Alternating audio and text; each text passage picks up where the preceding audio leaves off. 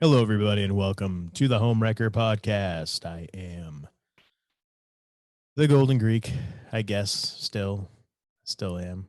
And I feel like calling myself that today, so I will be the Golden Greek, Alex Arion. I'm joined, as always, by my beautiful, lovely, gorgeous, amazing trophy wife, the lovely Monique. Monique, Hi. how are you? I'm great. How are you? I'm doing fantastic. We got our kitty howling in the background. I don't know if that's getting picked up by It the is. mics or not. Yeah, I can hear Holy it. cow, she is She's loud. so loud. She sounds like a baby crying or a child.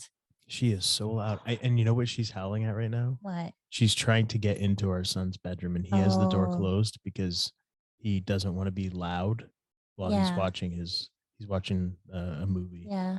and he doesn't want to hear us, and he doesn't want us to hear him. So he has closed his door, and she's outside of his bedroom door, just howling to get in. Because I'm not in my bed, so she Exactly. can't cuddle with me. Right. So You gotta love so it. that's that sound in case you're like, what the hell is that Yeah. that I'm hearing? Oh, she stopped. Yeah. So anywho, how are you doing? I'm great. Now that we've been, I'm all off now. That just threw me way off. Oh, sorry. No, That's I'm okay. great. I actually, I'll share with people for anyone interested. I tried a different recipe today. I was going to make chicken parm, and I like to make my own tomato sauce. And I wanted to have it over spaghetti squash. I can't even talk spaghetti squash instead of pasta.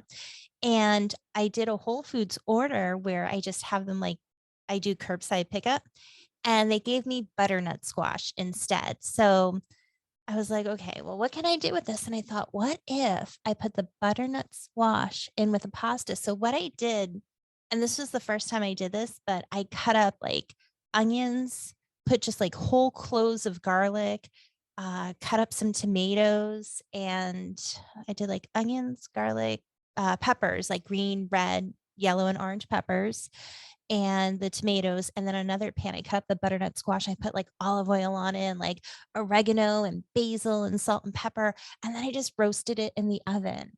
And then once it was all roasted, then I put it in my big Dutch oven pot, and I put it in there with some more olive oil and different herbs. And I just cooked it up. And then I added some tomato paste, and I used an emulsion blender. And I like, because I don't like chunky sauce, I like it more smooth. It was so good and creamy. And then like I made like the fried chicken just in a pan with like olive oil, and then I baked it with some sauce and cheese on it. It was so good. It was delicious. Yes. But it was just cool because I did something different with the sauce. I added butternut squash, and I think it helped make it really creamy too. It was delicious. It was very good. I'm not a fan. I'm usually not a fan of having chicken over pasta, or chicken parm, whatever you want to call it. That's usually not my thing. I don't really. I'm not. I don't know. Yeah, because I asked you. Yeah, because And I was I'm like, do you nah, want some? And you're like, I don't like chicken parm. Yeah, well, this wasn't really chicken parm though. This was different How is it different? because it wasn't the. Well, okay, you made a chicken breast. It was a grilled chicken breast, right? Did you No. grill it? How'd you make the chicken breast? I breaded it.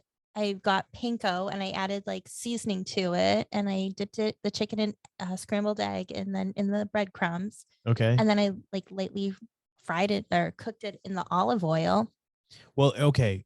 I And then guess I when I think of fried chicken, I think deep fried. deep fried KFC. Like that's what comes up in my mind. That's how I picture it. That's what I associate it with. So when I cut into the chicken, it was so moist and tender, and it wasn't. To me, I guess, yeah, technically it was fried, but it's not what I would consider It fried, wasn't I deep guess. fried.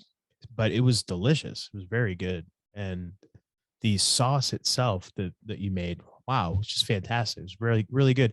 I changed my mind because I was smelling everything, and I'm watching you making everything. And I'm like, you know what? That looks pretty good. It smells fantastic. All right, I'll have some. It And it was was delicious. delicious. So well done. Thank you. Bravo. And tomorrow I'm making macaroni and cheese, and I'm debating. I'm like, I still have one more butternut squash. Do I want to like roast it and then like mix it up, kind of mash it, and add that to the mac and cheese and make it kind of creamy? So you making like Kraft macaroni and cheese? No, I do it all from Well, scratch. you can't just not tell people how you make it. Okay, so Because you make really good mac and cheese. Thank Like it's you. delicious. I boil they cook the macaroni, and then in a pot I strain it. I put it in the pot. We use almond milk, so I do that, and then I add like a bunch of different cheeses, and like I mix it all together and make it all nice and creamy. And then I put it in this like big pan, and then I sprinkle breadcrumbs over it and like seasoning, and then and like more cheese, and I bake it. So it's like a crispy kind of crusty thing on the top. It's yeah, it's really good. I haven't had it and you haven't made it in a really long time. It's been like a year. And my waistline is going to be furious. My waistline is furious. so really looking forward to that tomorrow. You know, I said I wouldn't eat any. I'm probably going to now. Little. Yeah, a little always turns into a lot, though. You know how that goes. It's good. It's made with love. Right. So how about you? How about me? What's the word? What is the word? Bird. Bird is the word. I'll drink to that. My iced tea that I make using a French press. So good. It is so good. I do black tea with elderberries. Ginger. Is this the Monique? This is how I make food, and this is how I make I'm my just tea sharing. episode? Yeah, and lemon, and I add water. I put it in a French press, and I let it get cold. All right. Anything else? We just have like the Monique cooking hour. I like to cook. I like to make things. I like to do things myself and make it myself because I make it with love. That's all. Yes. It can never go bad if you make it with love. So what are we talking about this week? One of my favorite movies. Yeah, well, with Halloween right around the corner. It is. What is one of your favorite movies for Halloween? I'll give the hearers and watchers a hint and see if they can figure it out. Okay.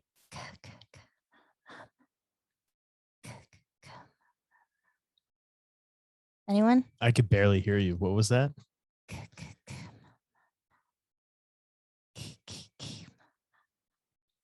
You sound like you have a stutter. Friday the 13th.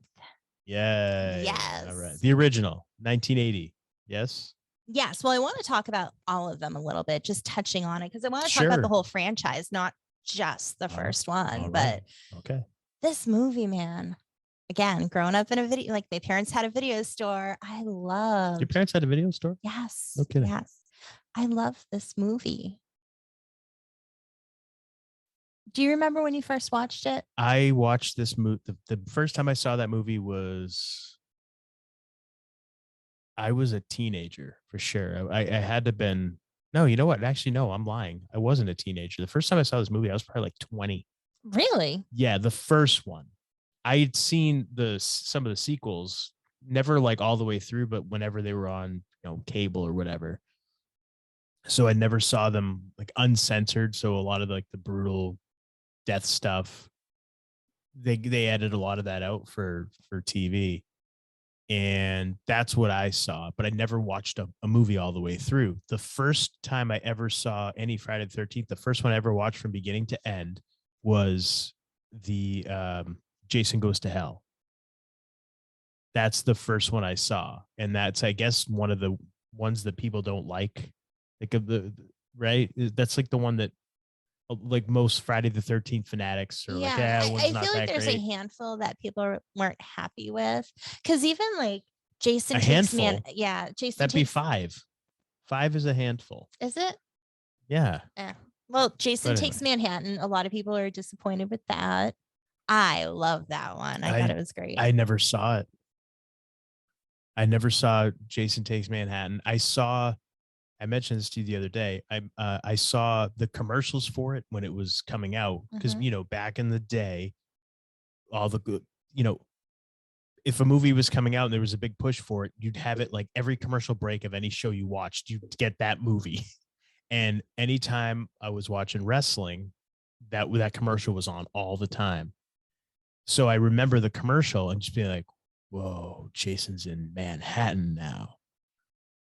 The commercials were but cool. Yeah. yeah, and they, I mean, they did a hell of a job with marketing for it. And so it always stuck with me. Jason Takes Manhattan was Friday 13th Part 8. I knew it because of the commercial.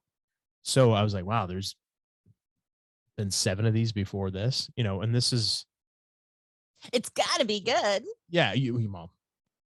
I guess. But I never, like I said, I never really watched any of them all the way through till I saw Jason Goes to Hell, which would have been what, the 9th one, right? I mean, but Jason Goes to Hell. that's Yes, that's technically, 9. but it's not a Friday the 13th movie. It doesn't have Friday the 13th in the title. Well, part of that was because Paramount released the rights of Jason, but not of Friday the 13th. So when they took the character Jason, they went to New Line Cinema. I think they weren't allowed to use Friday the 13th. So it was like the final Friday. That's what it was called. Jason Goes to Hell, the final Friday. Yeah, that's right. Yeah, the final Friday. So because they didn't say Friday the 13th, they said the final Friday, and that was kind of their loophole of getting around it. Because by that point, everyone knew it was, Jason. Yeah, and that was the first time I remember renting that movie with one of my childhood friends, and we rode our bikes to the video store, we rented it, went back to his place, and we watched it. And I was grossed out by it because that was the first time I'd watched, like I said, one of these movies not on TV, the unedited, the way that it's meant to be seen. So I was a little disgusted by a lot of it because I'm not really a big gore person. But I remember thinking it was all right. Like Jason was cool when the way they did everything in that movie. That's the one where he's not really in it for a lot until like kind of he's in at the beginning, and he gets like blown up right at the beginning of the movie. Like within the first 5-6 minutes of the movie, he's like blown up.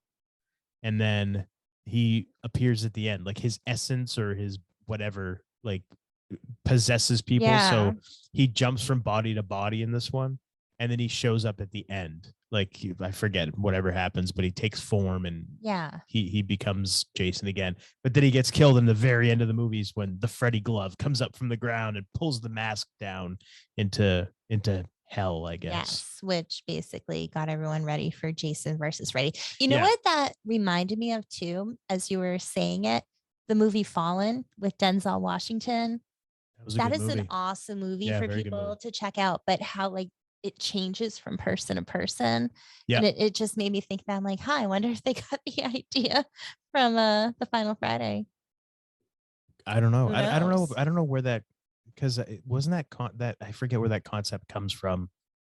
But I think the Final Friday, they kind of ripped it off from something else. Because everything's a rip off of something else. Yeah, whatever. Yeah, it's okay. But that was the first one I ever saw. Yeah. So I didn't see the first Friday the 13th until, like I said, I was in my 20s. And I was not like a huge fanatic of these movies. So I didn't know, even in my 20s, I didn't know that Jason wasn't in the first movie. I had no idea. So the swerve at the end, so spoilers for anybody that doesn't know or hasn't seen these movies, Jason's not the killer in the first Friday the 13th movie. So when it's his mother.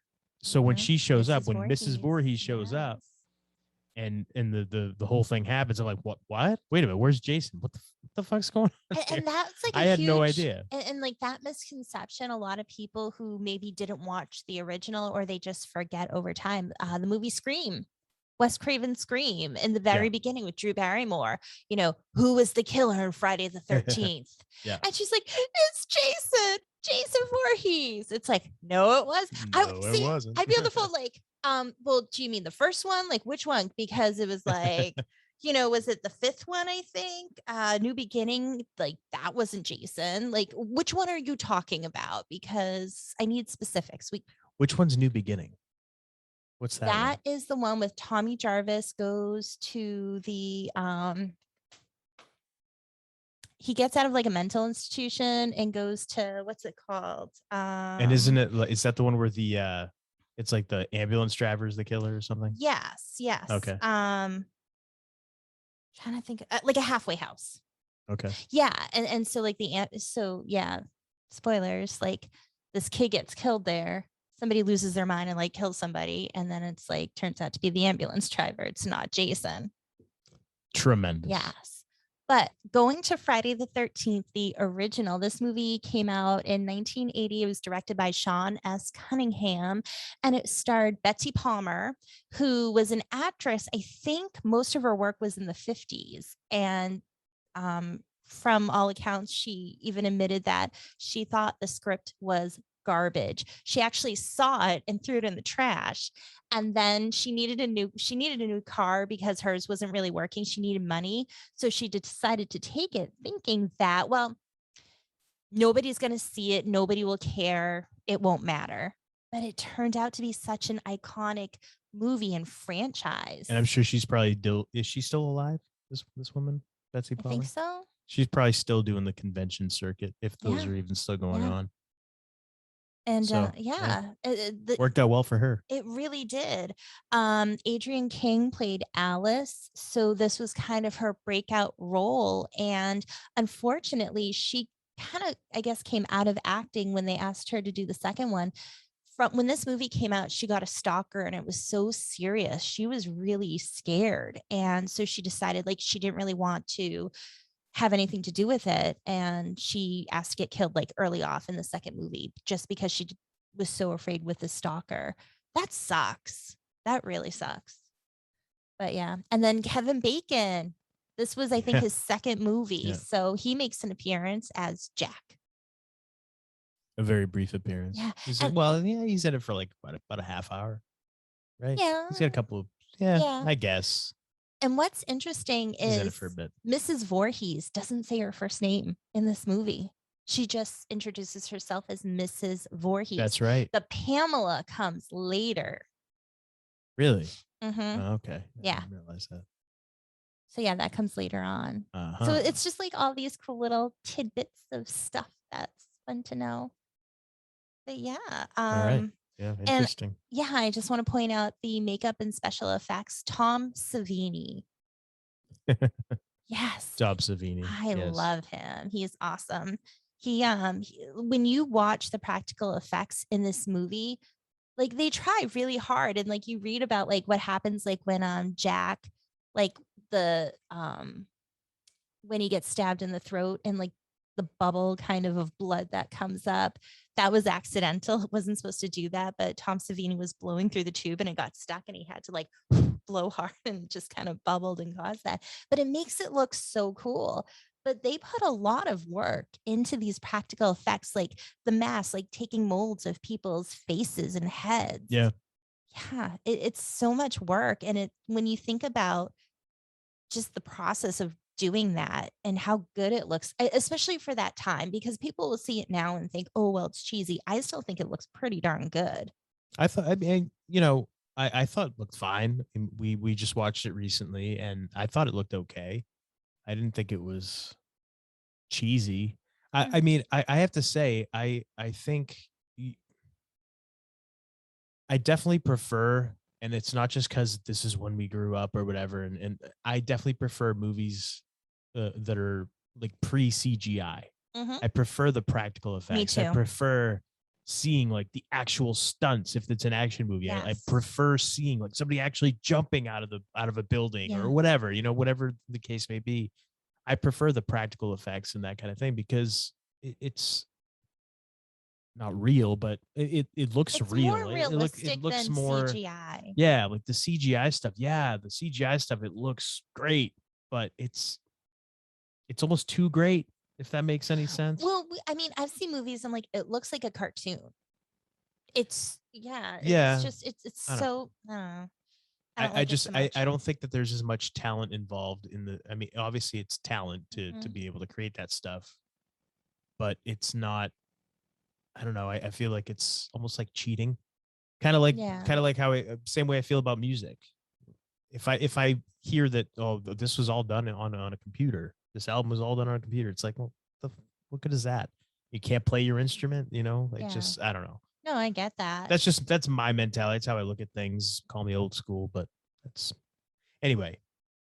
Yeah, but Tom Savini, so he was the one who did all these special effects, and I thought he did a really good job. So for people trying to think of Tom Savini, if you're not sure, if you've watched From Dusk Till Dawn, he was Sex Machine. Yeah, I told you how I met Tom Savini, and Yes. I gave him.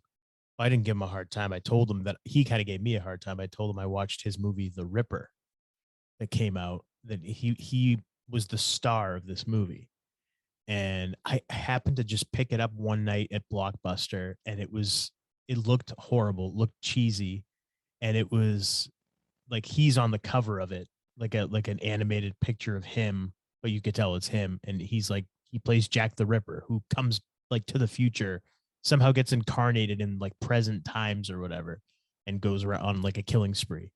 So I told him when I met him, like, hey, yeah, I actually just watched a movie that you were in. You were in The Ripper. He's like, oh, fucking burn that copy. It's like that piece of shit movie. He's like giving me shit about it. I'm like, all right. Well, I thought it was all right. I didn't think it was horrible.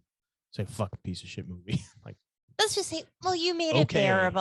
all right. You made it good. Sorry, Tom. But sorry to piss in your Cheerios today. I'm sorry. I almost like it almost felt like I kind of got him in a bad mood by telling him that. I'm like, sorry, dude. Excuse me.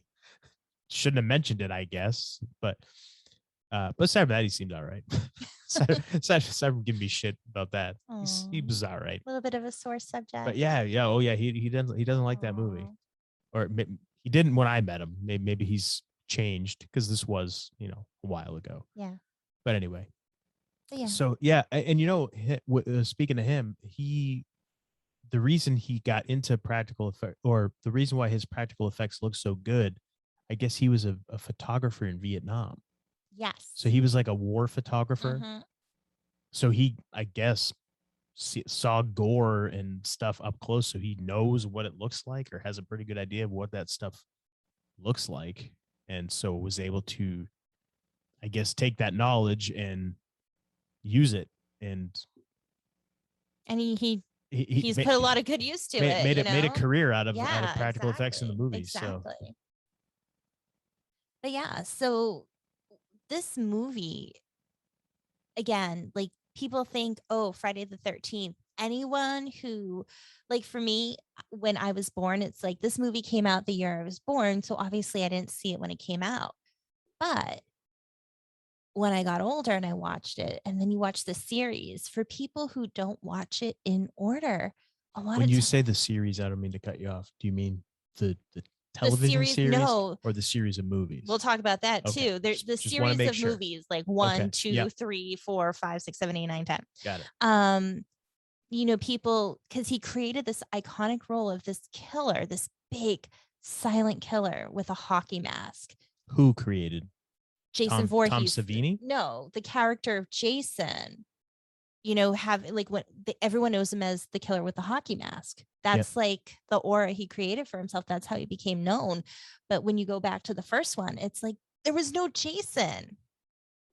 There was no Jason. And the second one, there's no hockey mask. There's no hockey mask. He wore a canvas bag. Yeah. So the hockey mask doesn't show up till the third one, right? The third one, yes. Mm-hmm. But very interesting. Yeah. And I mean, I've said it on the show before, I had a crush on Jason Voorhees when I was a kid. And it was like he was the strong silent type. And such a freak. You couldn't see his face. He had a hockey mask on. Such a freak. Whatever. Yes. I don't know what you want me to say. Crush. Nothing. Yes. But yeah. And so you say he created this iconic character. Well, the writers, the directors. That's why I said, who are you talking about? Tom Savini? Because you weren't very clear. Let me rephrase. Jason became an iconic character known by his hockey mask. Because think about, like, were people afraid of like anyone in a hockey mask before Jason Voorhees started wearing it? If you saw someone with a hockey mask on, would that creep you out? Well, let me put it this way. When I was growing up and you see the commercials for the Friday the 13th movies, and obviously must have been the third one and beyond. Growing up as a kid, I didn't watch hockey. I didn't play hockey. I didn't have any friends that played hockey, so I didn't know much about hockey. The first time I saw a hockey game or I saw kids playing hockey and they had the mask, I'm like, why are they wearing a Jason mask? So for me, it kind of worked the other way for me. Yeah. But so I can't say, I was in reverse of what you're saying. Mhm. Like, so I was like, why are they wearing every time I'm looking at a goalie, I'm like, why are they wearing a Jason mask? What's going on? That is awesome. What's that about? So that's how growing up, that's how my mind, Mhm. interpreted everything and saw everything. So I love that. but yeah. Like, see how the Jason I don't think I've ever Voorhees told you mask. that before. No, I never told you that no, before. I didn't Yeah. know that. No, yeah, that's my memories. Yeah. I didn't. Yeah. Well, Anyway, why don't we go over this movie really quickly? which one? The first one? The first one, yeah. Okay. So basically, What do you want to go over? I just kind of want to go over what it's about because I want to touch a little bit about all the movies. All right. So Jason is a kid who drowns, and he was, I guess, supposed to be being watched by the camp counselors. He's at Camp Crystal Lake, which we find out is in New Jersey, right? Yes, New Jersey. So it's New Jersey. He drowns because the counselors that were supposed to be watching him were having sex, supposedly. Mhm. And flash forward to 1980. I guess he drowns in 59, right? 57. The camp opens in 57. No, camp opened in 1935. He drowns Sorry, in 57. 35. He drowns 57. A year later, two kids get killed. Counselors. Two camp counselors. Yeah, get killed while they're having sex, or they're about to have sex. Yeah. And then the camp's closed. Camp closes down. Fast forward to 1980. The original owners of the camp are going to reopen, their son or whatever is going to reopen it. And he's got people there working. And that night, it's Friday the 13th. Full moon. Full moon, of course. And people start dying one by one. They do. And there's the heroine, Alice, who, spoiler, survives. Yeah. And you find out it's Mrs. Voorhees. Yeah, we already so there's no Jason. So that was in 1980. So 1981, part 2 came out. So it came out that fast. Yeah. Huh? It was like, actually, that makes sense. Boom, like one after another. With because 8 came out what, in 88? Was it 80 or 89? 89. Okay. All right. Yeah. Okay. That sounds right. Yeah. But so part 2, this is where we finally get the character Jason, and he's not wearing a hockey mask. He's wearing a canvas bag. But the premise is, the backstory is that he survived. He didn't drown, and he was off living in the woods, which I guess doesn't really make any sense. But he saw his mother get decapitated by Alice, and so that triggers him. So he's been living in the woods this whole time. Yes. Okay. Sure. According to the backstory. Sure. But that triggers him to start killing because he was traumatized by seeing his mom killed. Right. And this is, again, the Friday the 13th movies get all the mythology, the storyline, all that gets kind of jacked around. So it's kind of hard to keep track of the basic premise. But I guess that's kind of the thing that usually, for the most part, stays. Yeah. Right. Jason and his mom. Yeah. Yeah. I used to do like the meme for Mother's Day, like Happy Mother's Day. I'd have like a picture of like Jason Voorhees and Mrs. Voorhees hugging. Right. So then in 1982, part 3 came out, and that's where the hockey mask got introduced. Yep. 1984, the fourth one, the final chapter came out. This is the one with Corey Feldman.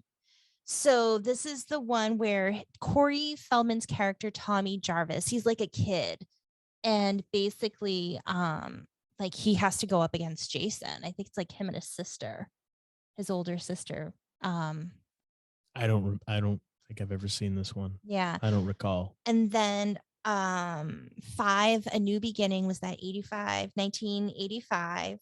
So this is the one we talked about. Tommy's now older. He goes from a mental institution to a halfway house. It's like this camp kind of place. It's not Corey Feldman this time. No, it's a different actor.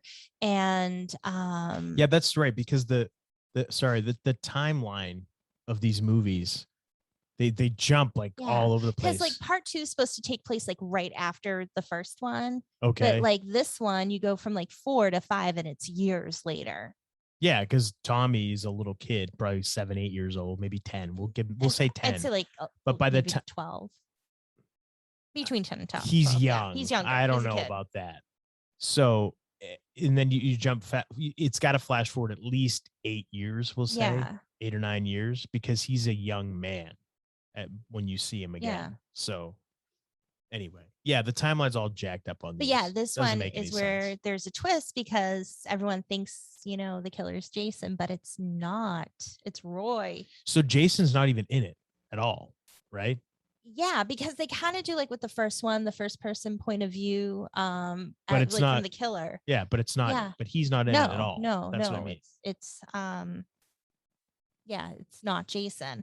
Though they lead you to believe through that whole time that it isn't. So then number 6, 1986 is Jason Lives. And this is one where this one was interesting because Tommy Jarvis, this is like he returns again, and he's like, I think he like gets out of a mental institution again, and he's like, I need to make sure Jason is dead. And when I saw it, I was like, I don't know why, I just loved it. He like takes like a rod iron from like the cemetery fence or something, and he stabs Jason with it, and then like lightning strikes, and it like revives Jason like Frankenstein's monster, and it brings him back. I thought, yeah, I loved that part.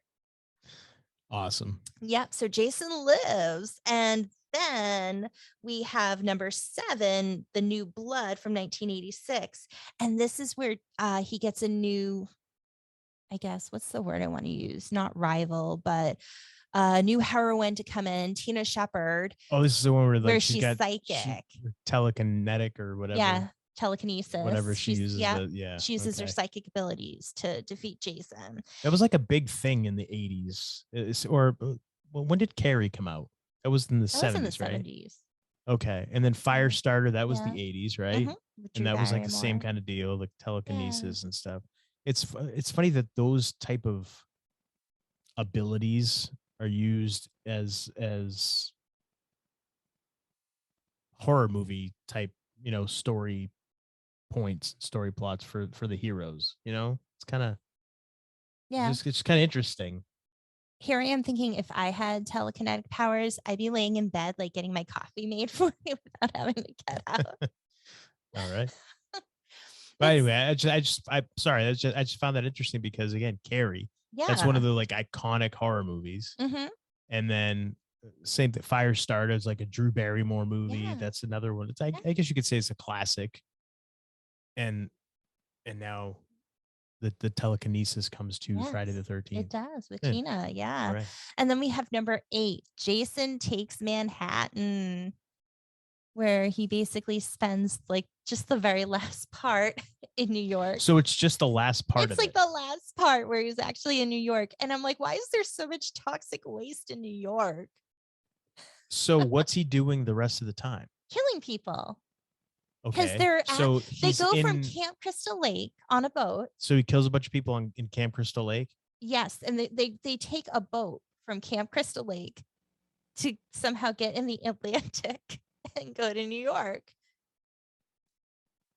Okay. So geographically, are we to assume that Camp Crystal Lake, that lake has tributaries that run out to the Atlantic Ocean? Is it connected to a river maybe? And then they went up the river to get to the ocean? All right. I don't know.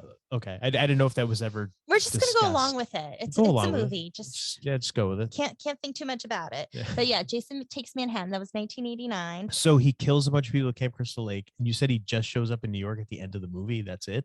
Well, it's like the last part of the movie. So like the final act of the movie, like the last 15 minutes or so. Yeah, I don't even know if it's like the last third of the movie, maybe a little less than a third. Wow. Yeah. So what the hell's he doing? It's less than half. So he's killing people at the camp? On the boat. What boat? Oh, he gets on a boat. Well, we don't actually see him get on the boat. I don't know if maybe he just is like hanging on to like the end of it, like Then he climbs up on the boat, but while it's Okay. cruising, I don't know. It's not. They, So they don't really like. So he kills a explain it. bunch of people on a boat, and then does he just commandeer the boat to New Well, York? he kills them at Camp Crystal Lake, and then he kills them on a boat, and then he kills them in New York. Thank you. How does he get to New York? He takes the boat and drives it to New York? They don't specify. No, They don't he doesn't show drive anything? the boat. They show the boat going. He's in the water. He climbs up on the boat. Okay, so he's in the boat. He's He on the boat. kills people on the boat. Yeah. Does I presume he kills the captain of the boat? I don't know. He kills everybody. So then he must have driven the boat to New York.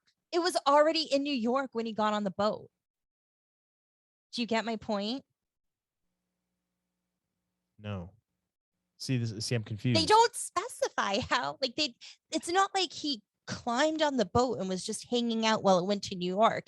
It's like they show like the boat leaving and him like going to the boat, and then like when they get when you to say New York, going to the boat, what do you mean going to the boat? like the people are on the they're on the boat going to New York. You see the boat going to New York, like it's leaving Camp Crystal Lake. Okay. And he's following them. He like goes in the water, if memory serves correct, to follow them, but they don't actually swimming, following them. I don't know. Swimming, maybe. Okay. All right. They don't specify. Okay. I need to watch it again, I guess. All right. The way you're explaining, maybe it's just whatever, but you're explaining it very confusingly. I apologize. It's a confusing, like they go from a lake to the ocean. So okay. Well, that's what I'm saying. If you're saying he doesn't even get on the boat till he's in New York, well, what the fuck's he doing? How does he get from Crystal Lake to New York? That's what I want to know. I is he hanging onto a chain? What's he doing? That's what I thought. I thought maybe he's hanging on like the back of the boat. Like, is there like something he's hanging on to and he's just like getting dragged? That's what I'm saying. That's what I assumed. I don't know. I don't remember. Well, I'll have to watch it again. All right. All right. That would make a little more sense. Yeah. Than kills people at Crystal Lake. Maybe he boat leaves, and then you don't see Jason again, and he doesn't get on the boat again till he's in New York. What? Like, huh? Did he teleport? What the fuck? He might have swam. I don't know. Okay. So then we have part 9, which we talked about. Final Friday. Jason Goes to Hell. Yes, 19. That was like later. That was 93. Yeah, I remember. It went from like 89 to 93. Yeah, I remember being in high school when that came out, and yeah, like I said, we rode our bikes when it came out. Like it was my childhood friend Nick, and he really wanted to see it so bad. I'm like, all right, I guess, okay, and like I said, I wasn't crazy about watching it, but I saw it and I'm like, oh shit, it's kind of crazy. Well, this is where Jason's supposed to die at the end, and that was why, because he's supposed to finally die at the end of it. That was the hook. And then they gave the teaser at the very end for Freddy versus Jason. Yes, yeah, but that didn't happen. Not yet. And the reason why they were able to do that is because New Line. So what happened was Paramount, they sold the rights. Is that what happened? No. So I think Paramount, I don't know, do they not want to do it anymore? I'm trying to think. I think it was this one. It might have been this one. I know that Jason Takes Manhattan did not do well at the box office. Yeah. So that was probably when they decided. I think that's when they went to New Line and they got the name Jason. Well, I think what happened was because we watched the Crystal Lake Memories documentary, which was like 8 hours long, something ridiculous. I think it was 7 hours, but anyway, and they go through every movie one by one, and they kind of give you a little bit of a synopsis. So, and they talk about some of the backstory of the movies, and I believe that's what they said. Again, apologies if I get this wrong. This was a long documentary. We watched it over several nights. But I think what happened was Jace Takes Manhattan was kind of a flop. It didn't do well at all. They decided, we're not, that's probably gonna be the last one we do. So I think they maybe, I don't know if New Line went to them and said, hey, give it to us or sell us the rights or what. I think they went to New Line, but they wanted to do something with Freddie and Jason for a while, and it was a matter of getting that to work. So this was their New Line did or Paramount did? No, the guys like Cunningham and like the people involved. But they were not with Paramount. No. Well, what I'm saying is like the team, the people who have been working on these films wanted to get a Freddy versus Jason, but because they were at Cunningham Paramount, wasn't involved. He was only involved in the first one. but even like other directors, other writers. Yeah, I'm sure everybody wanted to get Yeah, a part of that's that. what I'm and be saying. a They part of all that. wanted to do that. That's where they wanted to see Okay, it going. okay, but you're saying they all wanted, but you're not specifying. I'm saying who? Paramount, I don't remember the studio, or did New Line? How did they acquire the rights? That's what I'm asking. Paramount, I believe, didn't want to do anymore. So they were done with So the Friday the people 13th involved series. went to New Line. Which people involved? I don't remember the names. I'm not asking for. I'm saying Paramount Pictures people went to New Line. The people who were involved with the Jason films, because they were like investors and stuff. Okay, so you're saying like producers and investors. Yeah. Okay. And like directors. Okay. Writers. Those people. Okay. Yeah. But anyway, so they go to New Line. So then we get. Sorry, I'm just trying to get a clear story of what's going on. Sorry for trying to clear that up for everybody. Anyway. Moving on, because I don't have the correct answer, apparently.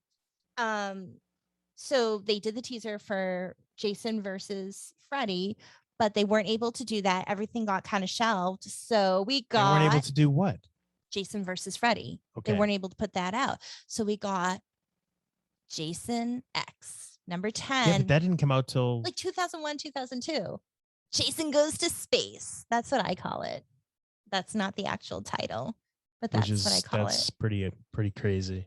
I liked this one. I never saw it.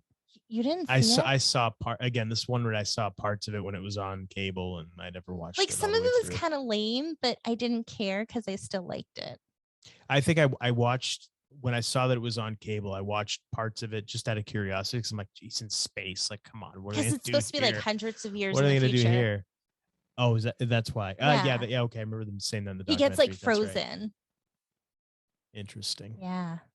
So these morons who know nothing about him. The morons. These morons. These morons didn't. They know nothing.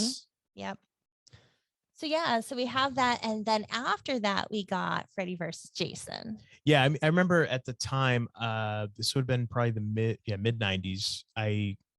Whenever the Sci-Fi Channel came out, or whenever it came onto our local cable in New Hampshire, I was like, oh wow, sci-fi, because I was always a big sci-fi fan, and I started watching the Sci-Fi Channel, and they started putting out a magazine. So I started buying the Sci-Fi Channel magazine. I never bought Fangoria or any of those horror type movies. I never bought any of those, but the Sci-Fi magazine had a big story about the possibility of a Freddy versus Jason movie, and is it going to happen now because some development or whatever. And of course, didn't happen for like another 7 or 8 years after that. Mm-hmm. That was the first time I had gotten any wind that this was even a thing that might happen.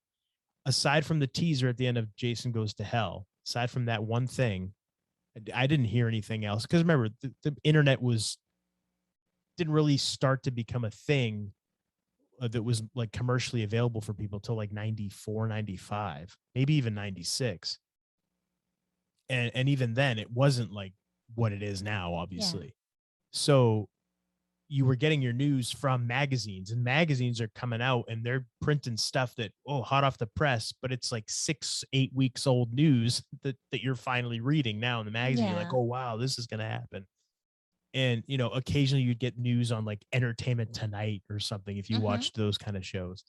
But so did you watch Freddy versus Jason when it came out? I saw it in the theater. Yeah. Yeah.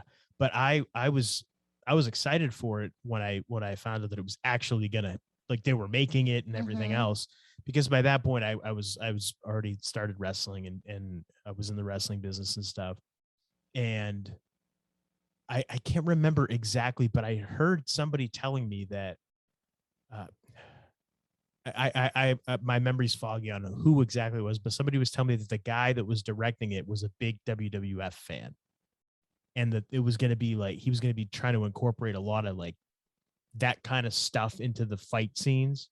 So I was like, oh, okay, that might be actually pretty cool. That, especially just getting in the wrestling business and stuff and being such a fan. And I remember seeing it in the theater, just being so excited to see it and seeing like the build up to it. I remember they did like a press conference That's in right. Vegas. Yes. Like the UFC fights or like, Yeah, they had like a weigh-in kind of deal. They did all Yeah. that kind of stuff. And they had like, Jason and Robert Englund as Freddie, in gimmick, doing like a press conference kind of thing. And I'm not sure. I'll have to check, but I believe it might be on the DVD extras because we have the DVD. Yes, we do. I'll have to check, and if it's on there, we got to watch it because I remember it being really really entertaining. But I haven't seen it obviously in years. But yeah, I remember seeing that in the theater. I was psyched, and I remember I got the movie soundtrack because it had a bunch of awesome bands on there. It's real heavy metal type, like hard rock, thrash metal kind of stuff on there. So I remember buying that soundtrack, being excited about it, and it had two different the CDs. It was like two different or it might have even been three different CD covers that came out. One had like Freddie, one had Jason, and one had both of them. So it was all the same music, but you could buy whichever one you Yeah, the preferred, cover kind of that you deal. wanted. Yeah. So I remember that being a thing. So yeah, I was psyched for it because I liked Freddie. I thought Freddie was cool because I saw all the Nightmare on Elm Street movies growing up. I didn't see all the Friday the 13th, but I saw all the Nightmare on Elm Streets. And I liked Freddie because he was like witty, like a wisecrack. He would, be a wise ass and do all that kind of shit. So to me, he was more entertaining. Obviously, being young when I saw it, I didn't put together the pieces of he was a child murderer and all this stuff. Like I didn't really, it wasn't computing as a kid because I saw that first Nightmare on Elm Street movie when I was like, probably 7 or 8. So I didn't don't really get that. And as the movies go on, like it gets more funny. Like he gets more of a sense of humor. He's like a ham, Yeah. And that's what I loved about Freddie because I was like, he's funny. So like you have Jason, who's the strong silent type. And then I had a crush on Freddie because he was really funny. He had a good sense of humor. Yeah. I like funny guys. What can I say? So there you go. Yeah. But anyway, yeah. So I was excited. So who did you root for? I was rooting for Freddie when I first saw it. When it first came out, because that's who that was who I grew up liking. So that was still kind of my sentimental favorite, if you will. And again, spoilers for everybody that never saw it. At the end, they kind of both die. But they kind of both lose it, but they kind of both win. Yeah, but you have Jason, but like the movie ends, but then it like shoots to it like cuts to a scene where it's like Jason coming up out of the water. So it's like, oh fuck, okay, so he's not dead, so he's alive. All right, I guess he wins. But then he's walking up and he's got Freddie's head because Freddie gets decapitated, not by Jason, but he gets decapitated by the heroine of the movie. And he comes up and he's got Jason's got Freddie's head in his hand, and you see like all of a sudden the eyes turn and Freddie he winks. Freddie winks at the camera, and like the Nightmare on Elm Street, like the little tones go do do do, and then it goes and then the credits roll, and I remember being like, oh shit, so Jason's alive and Freddie ain't dead. All right, cool. So we're gonna probably have a sequel or whatever, which hasn't happened. Not yet, anyway. But yeah, I kind of rooted for Jason. Did you see it in the theater when it came out? I don't even remember. Wow. I don't even remember. But it had Kelly Rowland, who was known for being in Destiny's Child with Beyonce. Now, was she okay? When were they a thing? I don't know. That was late 90s. So she had already done the Destiny's Child thing before. And then I think Beyonce went on her own. So she got into acting. But I just remember her like calling Freddie butter knives. Just like, butter knives. Yeah. And she called him a couple other things that we can't repeat now. No. But I guess they were not in the script. And it from everything I read, it just kind of came on. They left it in. Yeah. So, whatever. Yeah. But then after that one, they did the reboot in 2009, I think it was, with Jared Padalecki. The remake. Is it the re? Okay. Yeah. The reboot. Okay. Yeah. It's you're talking about Friday the 13th. Yeah, Friday the 13th, the reboot with Jared Padalecki from Supernatural. Danielle Pennebaker, she's been in a few things. I remember I watched the movie Sky High, and she was in that. And then like she was in an episode of Grimm. Like she's been in stuff. But anyway, she's in it. And then Travis Van Winkle is in it, and he was in the movie Accepted with That's right. yeah, I'm Justin blanking. Long. Yes, thank you. And he was also in a Transformers movie that people might know him. That's right. For. He was like the jock Yeah, in Transformers, right? That Megan Fox is going out with before she gets with Shia LaBeouf. How do you say his name? Shia. Yeah, I know here. Yeah, the that's kid from Holes. Right. Yeah. But so they're in it, and I remember when I went to go see it, I didn't want to see it because I was like, why? Why do they have to do these like remakes of You movies? saw it in the theater? I saw it in the theater. Really? Yeah, a group of us from wrestling went. Oh shit. Yeah. And I was like, I don't know how I feel about this. I don't know if I'm gonna like it, but it wasn't bad. I didn't hate it. All right. Because it's like they kind of just took it and did their own thing with it instead of trying to remake it like it's the same thing. They just kind of took a story and said, here you go, more modernized. It's still Jason, right? Yeah, I didn't hate it. All right, that's good. Yeah. Cool. Yeah. So rock and roll. Did you watch it?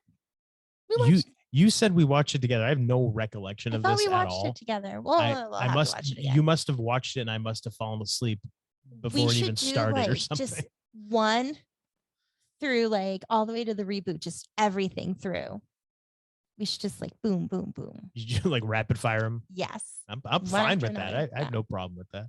That's what I think we should do. Okay. Yeah. All right. I'm down. Interestingly enough, this whole movie, Sean S. Cunningham went like he put an ad out because he felt like just the name alone would sell for Friday the 13th. He didn't even have the original movie. Yeah, the original movie. Okay. He didn't even have a script, and he put an ad out for it. Like I guess trying to get investors for it. Didn't even know what it was about. No script. No idea what the movie was about. Just based off the name alone, he was like, "This is going to be a moneymaker." Hey, more power to him. They had a good script, and it worked. Hey, that right there is an example of somebody who said, fuck it, I'm taking a chance. Yeah. If it fucking fails, oh well. But look what fucking happened. Exactly. So they weren't expecting the success that's it. So anybody listening, if there's an idea you have and you want to take a chance, fucking take the chance. Because what's the worst that can happen? Nothing. Mm-hmm. Okay. Or you could have a big success. So especially with like creative stuff, like anything with like movies or music, anything like art related, just fucking do it. Do it. If you're listening and you want to start a podcast, just fucking do it. Just do it. How we do it. It's not that hard. Come on now. Yeah, fuck yeah. Take a chance. Yeah, and take have a chance. Fun. And yeah, absolutely. So yeah, that was really, really I don't know, surprised, I guess, by that. But also kind of impressed too that he's just like, I don't even have a script. Fuck it. Like it's kind of ballsy. It's fuck. These guys got balls. Mm-hmm. Good for him, and it paid off. Yes, good for him. So there you go. And there it is.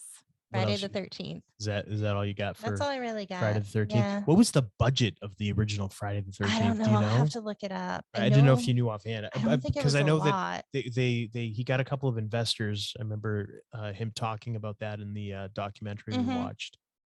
And wasn't it like he figured like I'm not going to find anyone else to invest in this? Pretty much, yeah. And obviously the subsequent movies that came out, other people got involved and other producers and everything like that. So yeah, there's just a lot of over $500,000. So wow, $550,000. What did it make? Its opening weekend.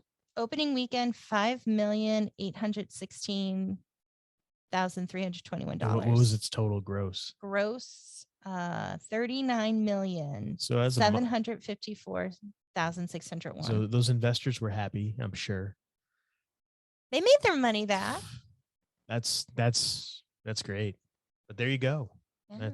There's a success story for you. Mm-hmm. So in all of that, there is a success story. Yes. Check it out. So there you have it. So Friday the 13th. So Yeah, check that movie out for sure. And I know I said earlier we watched it recently. Well, yeah, we did watch it recently. We recorded a watch along Yes, for we the did.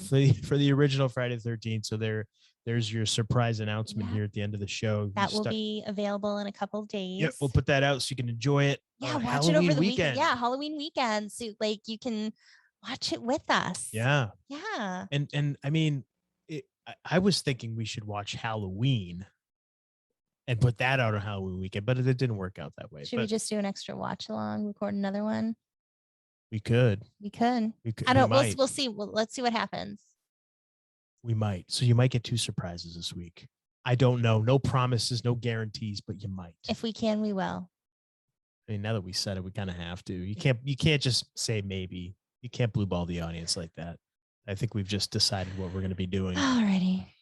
So, all right. So check it out. You're going to have 2 bonus episodes this weekend. You'll have Friday the 13th and Halloween, both the originals. Yeah, which Friday the 13th, they kind of ripped off Halloween, the silent killer. Yeah. Female, heroine. Yeah. So what? Hey, it worked. Hey, it worked. It worked. I'm thankful they did. Absolutely. I like them both. Good stuff. Yeah. So while we wind down here, why don't you get some of your plugs out of the way, my lady? Yes. How can people find you? You can find me on Twitter @_Monique Giselle_ and @Monique P CHT for my hypnosis Twitter account, Understandings Hypnosis. If you'd like to schedule a hypnotherapy appointment with me, you get a free 20-minute consult. Go to understandingshypnosis.com. And if you're interested in a tarot reading, organite, candles, any of that fun stuff, go to tarotbymonique.com. And Alex, how about you? I am on Twitter @theAlexArion. I have a website, alexarionfitness.com, which will be back up pretty soon. I'm doing a bunch of changes to it. And that's about it for me. Right now. Yeah. And for us, Homewrecker Podcast, you can find us on Twitter @HomewreckerPod or go to our website, homewreckerpodcast.com. We also are on YouTube and Brighteon. So if you're listening to this episode, you can watch it as well and see our kitty jumping in the background and me fidgeting around, messing around. Every time you see me fidgeting, because I'm probably like trying to get a cat away from me. Alex like petting the cat and fur is going everywhere, and I'm allergic, so I'm getting like really itchy. So I scratched my nose. Yeah. You get to see all that fun stuff, me messing around. Yeah, right? You get to watch it all. Fun times. So you can hear the other cat. Yep, howling again. She's like, "Oh, intro and outro. I'll make an appearance." Pretty much. Making a cameo. Yeah. And as always, we do ask if you enjoy the show, if you enjoy listening to us, tell a friend. Yeah. Tell 2. Word of mouth. Yeah. Let's get some more people listening and watching the Homewrecker podcast. Please and thank you. Yeah, absolutely. So until next time, we thank everybody for listening or watching. And I am the Golden Greek Alex Arion, joined as always by my beautiful, lovely, gorgeous, amazing trophy wife, the lovely Monique. And you've been listening to the Homewrecker podcast. Ja.